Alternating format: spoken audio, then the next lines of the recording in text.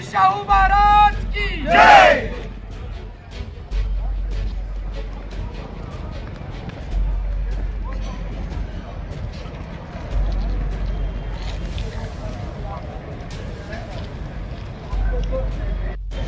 सर्व बांधवांच्या वतीनं मराठा आरक्षण योद्धा माननीय मनोज जरांगे पाटील यांना पाठिंबा देण्यासाठी चौसाळा बस स्थानक या ठिकाणी रास्ता रोकोचं आंदोलन करण्यात येत आहे। आज जरांगे पाटलांचा उपोषणाचा 5वा दिवस आहे। त्यांची तब्येत अत्यंत खालावलेली आहे।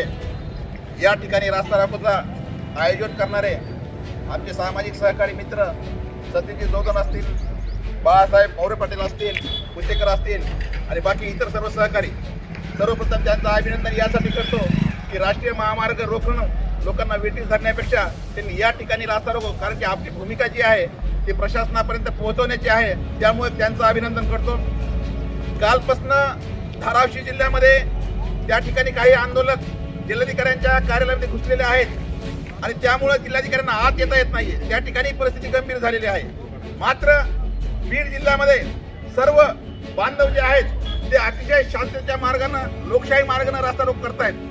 दुसरी गोष्ट मला सांगायची अशी आहे की बीड जिल्ह्यामध्ये ज्या काही पाठीमागच्या घटना झाल्या त्याच्यामध्ये बीडमधली जाळपोळीची घटना असेल, मात्र तेवढी तुरळक घटना सोडता बीड जिल्ह्यातली पोलीस प्रशासनानं सर्व यंत्रणा त्या ठिकाणी व्यवस्थित हाताळलेली आहे। मात्र या ठिकाणी सर्व समाजाचे लोक एकत्र असताना स्वर्गीय संतोषी देशमुखची घटना झाली, त्या घटनेमध्ये जे आरोपी जे आहेत त्यांना फासावर देण्यात यावं सगळ्यांची भूमिका आहे। मात्र बाहेरच्या जिल्ह्यातले लोक, तृप्ती देसाई सारखे लोक असतील जे आपल्या जिल्ह्याच्या लोकांची जे प्रामाणिकपणे काम करतात, त्या पोलीस प्रशासनाची नावं घेऊन जर हे करत असतील तर मला वाटतं आपल्यासारख्या प्रत्येक सामाजिक माणूस कर्तव्य आहे की या पोलीस प्रशासनाच्या पाठीशी आपण उभं राहायला पाहिजे।